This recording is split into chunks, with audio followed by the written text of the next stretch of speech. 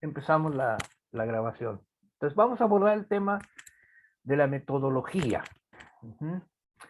Y bueno, aquí habría que señalar en primer lugar que la metodología pues tiene que ver con ese camino que nos lleva al conocimiento, ¿no? Epistemológicamente, etimológicamente, metodología está vinculada a esta idea de el sendero, el camino que hay que recorrer para llegar a un lugar. En este caso, el camino que hay que recorrer para llegar al conocimiento, la metodología, ¿no?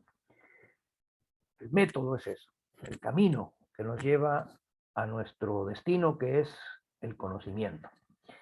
Y en este aspecto, pues, estamos hablando de una parte más bien instrumental, ¿no? Algo que tenemos que hacer para lograr nuestro propósito. Es un medio para obtener un fin, en este caso. Y bien, pues a lo largo del surgimiento, desarrollo, consolidación y desarrollo de las ciencias sociales, la cuestión de la metodología, como ya lo hemos comentado, pues ha tenido también su propia historia, ¿no? Inicialmente las ciencias sociales adoptaron casi a rajatabla el método de las ciencias naturales. Y se partía pues de la idea, hoy superada, de que existe un método científico, ¿no? Hoy la idea que predomina es de que hay métodos científicos, no hay uno, hay métodos científicos. Por lo tanto, ¿verdad? Quienes en un momento dado defienden la validez de las metodologías cuantitativas como las únicas aceptables, pues chocan con esta concepción, esta idea de que no hay una, sino que hay metodologías. Y podemos aquí hablar en ese aspecto, pues, en la alternativa a la metodología cualitativa, que serían los métodos cualitativos. A lo mejor alternativa no es el concepto correcto, ¿no? Sino a otra forma, a otro camino, pues sí, alternativo, ¿no? Otro camino de llegar al conocimiento. Y que en un momento dado puede resultar mejor que el otro. Aquí el de la cuál método es el más adecuado, ¿verdad? Pues tiene que ver también con los objetivos que el investigador se trace, ¿verdad? Con su postura epistemológica. Y bueno, ahí esto le va definiendo cuál es la metodología que puede ser la más apropiada para su investigación. Y aquí yo traigo nuevamente a colación esta idea de ver a la metodología como un instrumento del investigador, como esa caja de herramientas, ¿no? Que nos proporciona diversos métodos, diversos instrumentos, ¿sí? Para obtener información que después vamos a analizar, allí sí, ¿verdad? Esa información la vamos a analizar, la vamos a interpretar a partir de una postura teórica, una postura paradigmática que nos permite interpretar esos datos obtenidos de la realidad. Entonces, aquí está, digamos que como planteado en términos muy generales, la problemática de la metodología. Y valdría la pena hacer algunas reflexiones en torno a esto. Para ello, pues voy a compartir esta presentación. Y bueno, pues tenemos aquí esta frase de Kant, ¿no? Que desde una postura idealista, no obstante, realizó importantes aportes a, pues, a la teoría del conocimiento, como hoy se le llama, ¿no? En aquel entonces no tenía esa definición, esa nominación, pero hoy se habla de la teoría del conocimiento, ¿no? Que tiene que ver con la epistemología. Y decía Kant que la práctica sin teoría es ciega y la teoría sin práctica es estéril. Esto nos permite ver con claridad esa vinculación entre teoría y práctica en la investigación. Esta relación dialéctica que se da entre la teoría y también entre el trabajo de campo, en el caso de la investigación. Siglo XVIII, finales del siglo XVIII. O sea, ya tiene tiempo este asunto de las metodologías, ¿no? Y bueno, si partimos del supuesto o del principio de que el propósito de la investigación científica es producir conocimiento confiable, y yo le puse aquí, y hasta donde sea posible, verdadero. Acuérdense de que la ciencia no necesariamente produce verdades absolutas, por lo general son conjeturas que están sujetas permanentemente al escrutinio de los hechos, ¿verdad? Ese conocimiento confiable y verdadero, o pretendidamente verdadero, es lo que llamamos el conocimiento científico. Pues la investigación científica tiene propósito de producir conocimiento científico, y nosotros en nuestra tesis estamos en esta perspectiva. Vamos a generar un conocimiento que pueda ser aceptado como confiable y, hasta donde sea posible, verdadero. Dentro del desarrollo del pensamiento científico, esta corriente conocida como el empirismo postula que todo conocimiento es resultado de la experiencia sensible. Y era una postura que chocaba con algunas otras corrientes, ¿no? Sobre todo el idealismo. Y a partir de esta consideración surge la idea también de que el camino para llegar al conocimiento es decir, el método, pues tiene que ver con lo que podamos hacer para obtener ese conocimiento en términos prácticos, ¿no? La experiencia, pues. Sin la experiencia no podemos llegar al conocimiento. Se parte de esta concepción. Y entonces se formuló la idea, la hipótesis de que el método científico es el camino para generar conocimiento científico. Y aunque parece una verdad de perogrullo, ¿verdad? Tiene implicaciones que posteriormente fueron cuestionadas. El método científico, es decir, se asume que hay un solo método científico, es el camino, no hay otro, para generar conocimiento científico. Y ahí empezó el problema, ¿no? Porque hubo quienes dijeron, hey, espérate, ¿no? Eso que estás tú señalando, yo tengo mis dudas, no necesariamente. Bueno, entonces, en la investigación científica, método tiene que ver con el camino que seguimos para llegar al conocimiento de algo. Y la metodología se refiere al conjunto de estrategias y técnicas para obtener información de la realidad, información empírica. Conjunto de estrategias y técnicas. Ya estamos en la parte muy instrumental, ¿no? De ya entrar al trabajo, que decía Kant, ¿no? Es decir, a la práctica, ¿no?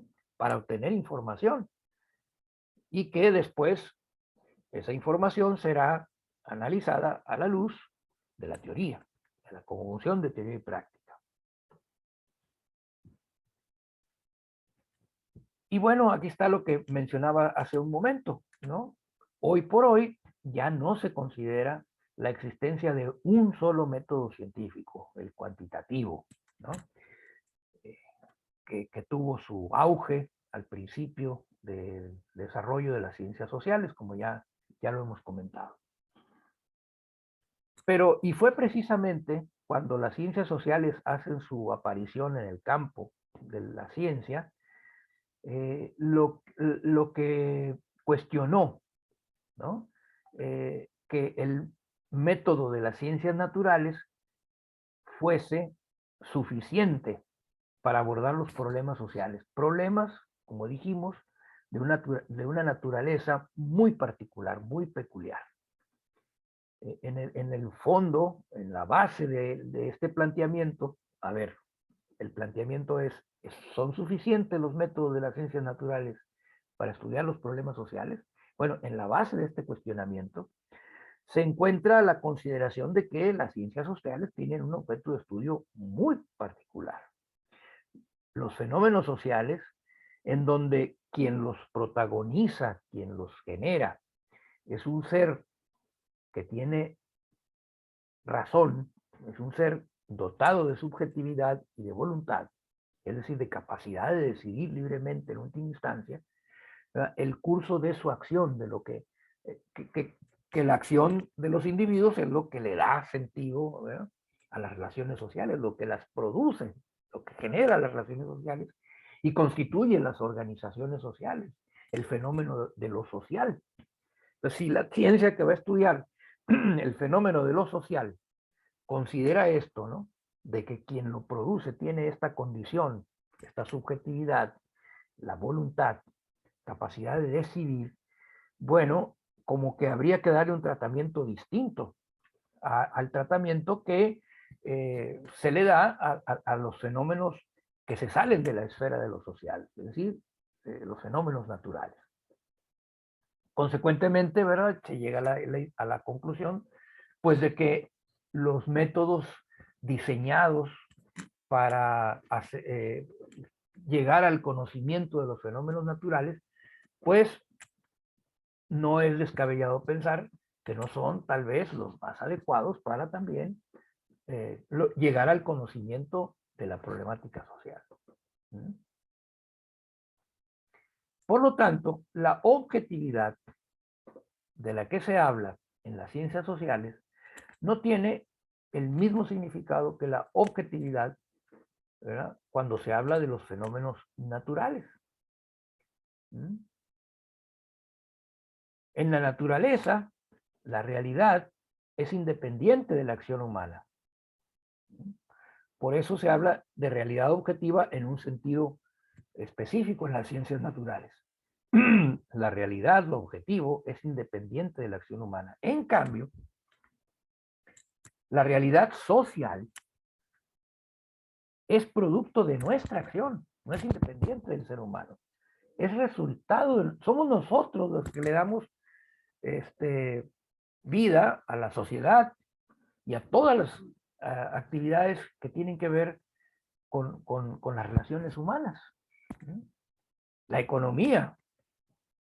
Fíjense, la perspectiva positivista que dio origen al pensamiento económico clásico, ¿verdad?, uno de sus supuestos es la economía es independiente de la política y de la moral. El hombre no puede intervenir en el mercado, tiene que ser libre, no puede haber pero ¿cómo? Si la economía y el mercado son producto de nuestra acción, nosotros lo generamos, ¿cómo que no vamos a intervenir? ¿Cómo que tiene una existencia ajena a nosotros? Ese es fetichismo puro, ¿no? Es darle vida a algo que nosotros hemos creado. Entonces,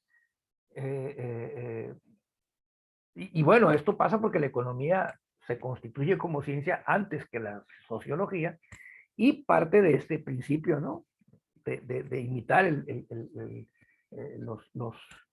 la metodología de las ciencias naturales. La metodología de la economía clásica es cuantitativa y es positivista, ¿no?, por supuesto. Entonces, este aspecto de que la realidad social tiene esta condición distinta a la realidad natural, porque aquella es independiente de nosotros y la realidad social depende de nosotros, es producto de nuestra acción y de nuestra voluntad incluso, ¿verdad? Entonces, los datos objetivos en las ciencias sociales tienen origen en la subjetividad, dice Luckmann, o sea, en actividades humanas subjetivamente significativas. Entonces, cuando nosotros vamos a hacer investigación y vamos a definir métodos de investigación, hay que tener en cuenta esto, porque estamos tratando de llegar a conocer, ¿verdad?, una realidad que no es la realidad natural, la realidad social y que es producto de la experiencia de la actividad humana. Marx decía, ¿no? El ser humano hace de su vida objeto de su conciencia. Es el único ser en el planeta que hace de su vida y de su acción objeto de su conciencia. Los demás actúan por instinto, ¿verdad? Los demás seres vivos. Nosotros actuamos por instinto, pero también racionalmente. Esto le confiere al fenómeno social humano una condición absolutamente diferente a la realidad natural. Y este es el argumento que está en la base del planteamiento de la necesidad de desarrollar nuevas metodologías.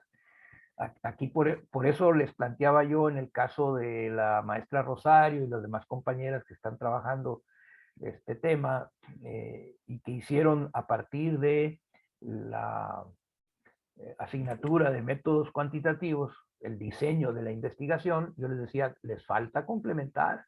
¿Por qué? Pues porque precisamente aquí lo que estamos viendo es que esa metodología, la cuantitativa, es como insuficiente para llegar a tener un conocimiento objetivo de la situación.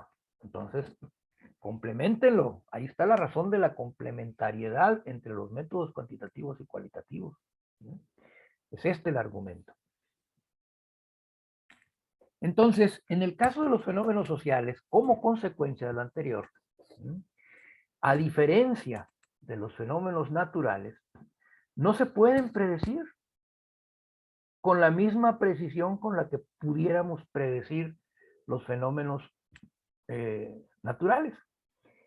Y este fue un punto clave en el debate, porque en la formulación positivista de la ciencia, uno de los objetivos de la ciencia era la predicción, porque el conocimiento de las leyes te permite predecir qué es lo que va a suceder ante la presencia de determinados factores, porque hay una relación causa-efecto muy rígida.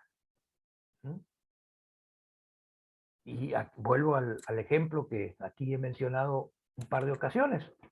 Si calentábamos el agua a 100 grados centígrados al nivel del mar, el agua transforma su estado líquido en gaseoso, ¿no? Se evapora. Y bueno, esa es una manera de predecir. Hay una ley detrás de todo esto, que tiene que ver con un fenómeno natural. Pero en el caso de los fenómenos sociales, ¿no?, la subjetividad que está debajo de la acción humana hace que los fenómenos sociales sean difícilmente predecibles. Por eso en las ciencias sociales hablamos de probabilidades. Es probable que esto pase, pero no podemos precisar que esto va a suceder. En el caso del ser humano, el futuro no está escrito. Está por escribirse. Entonces, esa pretensión que ingenuamente tuvo la ciencia social en sus orígenes, ¿no?, de tratar de predecir con precisión y de establecer leyes a la manera como se establecían en las ciencias naturales, pues definitivamente no triunfó, nunca se pudo concretar. Vean ustedes, por ejemplo, el caso de los economistas. Todos los días hacen predicciones. Y yo no sé en qué porcentaje, pero me atrevo a decir que más del 90% de las predicciones de los economistas se estrellan con la realidad. ¿Por qué? Pues porque tienen esa visión de que hay leyes que son inamovibles, ¿no?, inmutables, ¿verdad? Que el universo se rige por leyes inmutables. Bueno, pues el fenómeno natural sí, pero La realidad social, que es producto de nuestra conciencia, ¿no? Producto de nuestra acción, la actividad humana, no se puede predecir con esa precisión. De repente le atinamos, pero hay que tener presente que es simplemente una, vaya, una perspectiva con posibilidades de que suceda, pero también con posibilidades de que no suceda. Entonces, la noción de ley en las ciencias sociales tiene un significado distinto a la noción de ley en las ciencias naturales. Entonces, además de explicar los fenómenos sociales, estableciendo causas de los, o posibles causas de los mismos, en las ciencias sociales hay que tratar de comprender, y hay que entender esta categoría, comprender los fenómenos sociales. Como el caso, por ejemplo, del proyecto de investigación que tiene Víctor Manuel, ¿no? Va a tratar de comprender por qué los maestros se resisten a la aplicación de los proyectos alternativos, en el caso concreto en Oaxaca, ¿no? No solamente explicarlo, es que traen una formación así, y por lo tanto, pues lógicamente hacen esto. Eso es parte digamos, de los hallazgos que él va a obtener, pero también va a tratar de comprender al maestro. ¿Por qué? Pues porque trata de transformar, no solamente de explicar el problema, sino que él está, su interés de hacer esta investigación es porque quiere contribuir a la transformación. Y no puedes transformar lo que no entiendes, lo que no comprendes, ¿verdad? No solamente lo que te explica, sino lo que comprendes. Aquí está esa dualidad de expresiones que se dan en alemán, ¿verdad? En el idioma alemán, porque fueron ellos los que plantearon esta cuestión, el Verstehen y el Erklären, ¿no? Erklären es la explicación y el Verstehen es la comprensión, ¿no? Y quienes plantearon esto, pues fueron los pensadores alemanes, ¿no? Particularmente Max Weber y otros, incluso el propio Marx, que recordemos que también era alemán. En consecuencia, ¿verdad? Surgen, en el caso de las ciencias sociales, otros paradigmas, o sea, otras formas de entender la realidad, en este caso la realidad social, paradigmas más adecuados al tipo o al objeto de estudio de las ciencias sociales en general, que es la realidad social. Por eso, el paradigma constructivista tiene que ver con las ciencias sociales, no con las ciencias naturales. Y otras metodologías distintas a las de las ciencias naturales. En este caso, los métodos cualitativos. Esa es la razón del por qué aparecen en escena estos métodos cualitativos.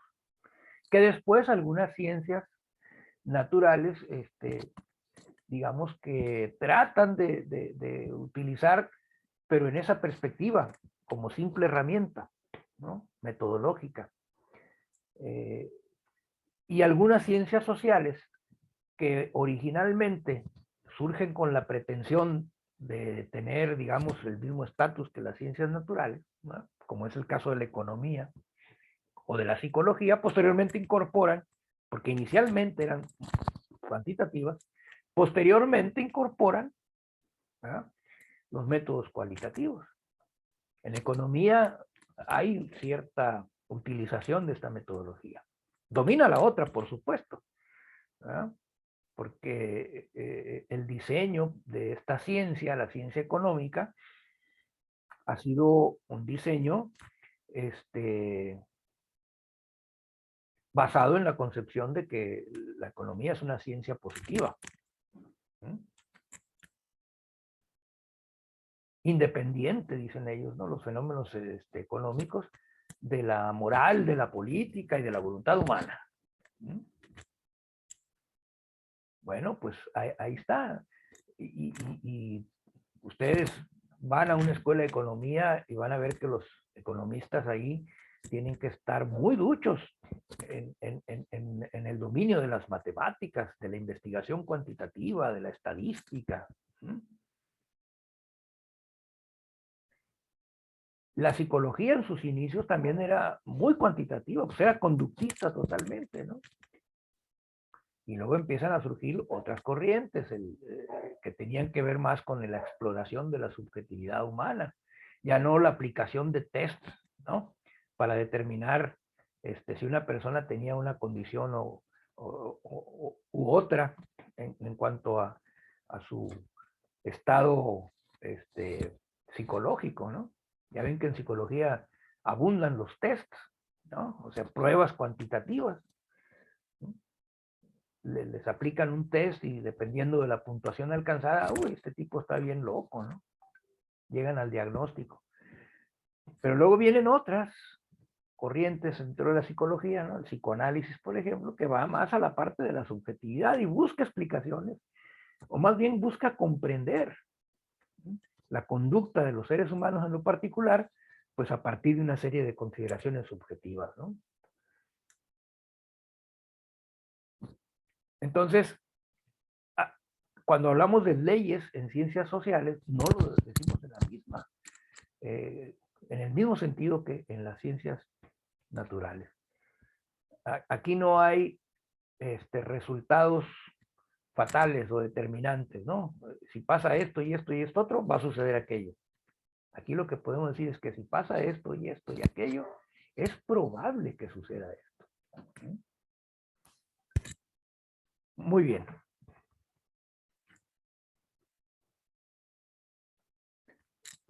El método hipotético deductivo, y miren, les hago una advertencia, en la lectura de de este tema, que está ahí en la plataforma, está muy cargada para este lado, para el lado cuantitativo, hipotético, deductivo. Es un ensayo que me encontré, pero tiene cosas rescatables, o sea, tómenlo con las reservas del caso. Vaya, no lo tomen al pie de la letra. Porque si bien es cierto, habla de cuestiones de investigación, es un artículo sobre metodología, pero escrito para estudiantes de medicina. Y bueno, sí habla de cuestiones que son, digamos, rescatables pues para quien está en las ciencias sociales, ¿no? Pero hay que tomarlo con las reservas del caso, porque tiene otro enfoque. Ahí la medicina como una ciencia natural, pues evidentemente, ¿verdad? Es una ciencia que aplica este método, el hipotético deductivo. Y por eso van a ver ustedes en ese escrito que se habla de hipótesis, de variables, de relación causa-efecto. Bueno, pues eso véanlo con criterio. Bueno, entonces decíamos que cuando las ciencias sociales adoptan el método de las ciencias naturales, pues esto de forma inevitable los lleva a adoptar este método, el método hipotético deductivo. Y muchos estudios sociales están estructurados a partir de esta consideración, ¿no? Vaya, se consideró mucho tiempo que este método era el método científico. Y ya vimos que hoy por hoy, ¿verdad? La idea que predomina es que existen métodos científicos, uno de los cuales es el hipotético deductivo. Y que en el caso de las ciencias sociales puede ser aplicable a determinados tipos de investigación, determinados objetos de estudio, y sobre todo a partir de el investigador en qué postura se ubica desde el punto de vista epistemológico.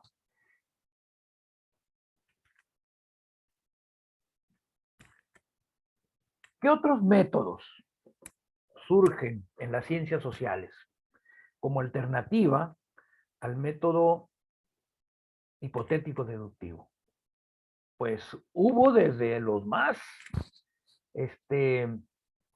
vamos a llamar así, iniciales o simples, no sé si serán las palabras adecuadas, como el método histórico comparativo que Max Weber puso sobre la mesa para el estudio de los fenómenos sociales. ¿Mm? Y cuando hablo de histórico, estoy hablando de que ya se mete en otros campos, ¿no? Max Weber era, antes que sociólogo, historiador. Había, la tradición historicista alemana en su época era muy, muy fuerte, ¿no? Y todos tenían esa, hasta el propio Marx tenía esa influencia, ¿no? La influencia de Hegel, de pensadores como Hegel, ¿no? Y es que cuando hablamos de historia, de un método histórico, bueno, es que ubica las situaciones en un contexto en donde el tiempo histórico es determinante. Y entonces se ven los procesos sociales como eso, como procesos, no como hechos sociales, que era el planteamiento de Durkheim, ¿no? Sino que vienen de alguna parte y de alguna manera se perfilan en el futuro hacia otra parte. La idea del proceso, un continuo, ¿no? Que se está desarrollando, no es como una muestra, como una, ¿cómo le llaman los médicos? Cuando retiran una parte del tejido para estudiarlo, ¿no? O sea, no, tienes que verlo de dónde viene, cómo viene, y en función de todo eso, hacer la perspectiva de hacia dónde puede ir. ¿No? El curso probable de los acontecimientos, decía Marx, ¿no?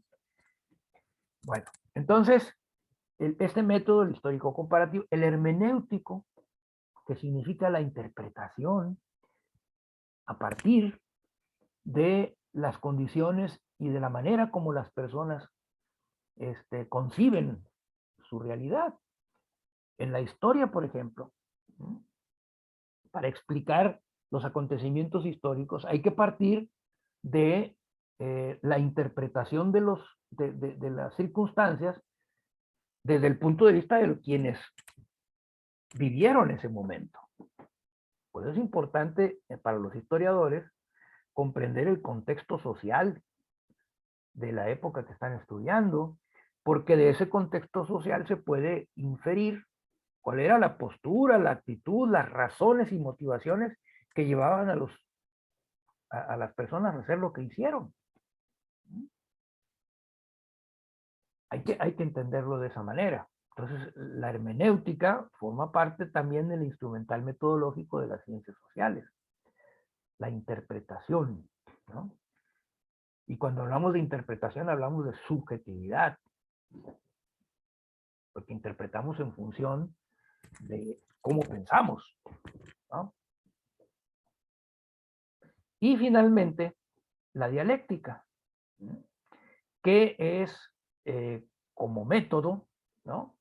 La dialéctica, una forma también de acercarse a el objeto de estudio. Y aquí habría que señalar, pues, que el paradigma crítico es, digamos que la dialéctica es el método propio del paradigma crítico, que hace interpretación, es decir, utiliza la hermenéutica y también hace uso del método histórico comparativo. En la dialéctica estos elementos están implícitos, o estos métodos están implícitos, ¿no? Y entonces lo de cualitativo y cuantitativo, ¿qué? ¿No? Bueno, es que hablar de cualitativo y cuantitativo, y tradicionalmente o normalmente se habla de métodos, ¿no? El método cuantitativo y el método, son más bien herramientas cuantitativas y cualitativas. ¿No? El método sería en todo caso el método hipotético deductivo o el dialéctico. Y entonces, lo que normalmente llamamos como metodología cuantitativa y cualitativa, pierden esa aparente oposición, ¿no? Contradicción o exclusión entre ellos, y se abre la posibilidad de que el investigador eche mano de ellos de forma complementaria. Se habla de metodología mixta, pues. que no es un concepto que a mí me agrade mucho, pero porque al parecer es así como muy ecléctico, ¿no? Así que metes las dos en una licuadora, las bates y te sale tu metodología, ¿no? No, pero es que entender entonces este tema de la metodología en las ciencias sociales desde este punto de vista te permite superar esa aparente contradicción entre lo cuantitativo y lo cualitativo. O si ustedes quieren, real contradicción, ¿no? Pero te permite superarla. ¿Por qué? Porque dices tú, bueno, si me es útil, la uso. Si no me es útil, no la uso. Y el que use una no significa que tenga que excluir la otra necesariamente, ¿no? Puedo complementar mi investigación, ¿verdad?, en la parte metodológica utilizando herramientas cuantitativas y herramientas cualitativas.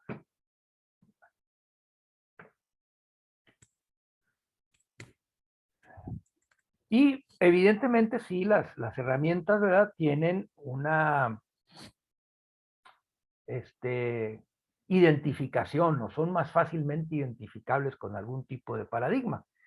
Aquí construí yo este cuadrito en donde la metodología cuantitativa es más propia, no única, no exclusiva, pero es más propia del paradigma positivista.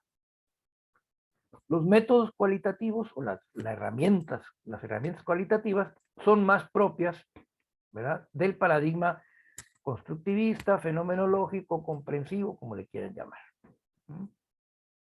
Y finalmente, para el paradigma crítico es la dialéctica, que nos permite hacer un uso complementario de estas herramientas metodológicas, cuantitativas y cualitativas. Entonces, si ustedes ven en un trabajo que tiene una definición paradigmática crítica, análisis cuantitativo, no se espanten. O si ven el análisis cualitativo, bueno, eso no genera espanto, pero tampoco es de extrañar, pues, ¿no? Es válido utilizarlo. Porque son herramientas. Al final de cuentas, la importancia del tema es, o la importancia del asunto es la perspectiva con la que estás haciendo tu investigación. Entonces, lo que determina el diseño metodológico de una investigación, ¿verdad?, son la naturaleza del objeto de estudio, el marco teórico que se adopta y los objetivos de la investigación, que son cosas que ustedes van a definir en el primer capítulo de la tesis, ¿no? Y en el marco teórico. Por eso la metodología viene después, porque todo eso previo es lo que nos permite a nosotros, ¿verdad?, tener los elementos necesarios para poder diseñar la metodología de investigación que vamos a aplicar en nuestra tesis. Por ejemplo, ¿a qué me refiero con la naturaleza del objeto de estudio? Bueno, hay objetos de estudio que son, déjenme conecto aquí la computadora, no se me está acabando la pila, ya. Hay objetos de estudio que se prestan para la cuantificación. Más que otros. ¿Y por qué habría que renunciar entonces a la posibilidad de utilizar las herramientas cuantitativas para avanzar en la comprensión del objeto de estudio? Yo no le veo sentido renunciar a eso. Si me permite describirlo, por ejemplo, la economía, ¿no?, que mencionábamos hace un rato, pues claramente es cuantificable porque puedes medir tasas de desempleo, puedes medir inflación, puedes medir Producto Interno Bruto, o sea, se presta el objeto de estudio, que son los fenómenos económicos, a la utilización de herramientas cuantitativas, pues no tienes por qué renunciar a ellas. en mi caso, por ejemplo, cuando yo hice mi tesis, yo hice una investigación sobre participación electoral, sobre abstencionismo en concreto. Es un fenómeno que se presta a la cuantificación, porque pues después de cada elección, pues el INE tiene, antes el IFE, una base de datos donde me dice cuánta gente votó, cuánta gente se abstuvo, cuantitativo, ¿no? Y yo en mi investigación utilicé, a partir del paradigma crítico, bueno, pues no me causó ningún conflicto utilizar herramientas cuantitativas, pero también cualitativas, porque hice entrevistas en profundidad para tratar de determinar, como lo va a hacer Víctor Manuel, ¿no? Las razones subjetivas por las que la gente no va a votar. Entonces, me tuve que meter en la subjetividad de las personas y evidentemente no lo podía hacer a través de la observación del simple y sencillamente del comportamiento. ¿Fuiste o no fuiste a votar? Pues a mí me interesa saber por qué, ¿no? Entonces, bueno, me meto más a fondo. Entonces, en la investigación social, ¿no? Es la naturaleza del objeto de estudio uno de los factores que nos dicen si vamos o no, o podemos o no utilizar herramientas cuantitativas. Si alguien va a trabajar el tema del rendimiento escolar, ¿a poco no hay herramientas cuantitativas? Pues simplemente a ver cuáles son las calificaciones, ¿no? Es una manera de medir, pero que no es suficiente. Hay que ver otras cosas.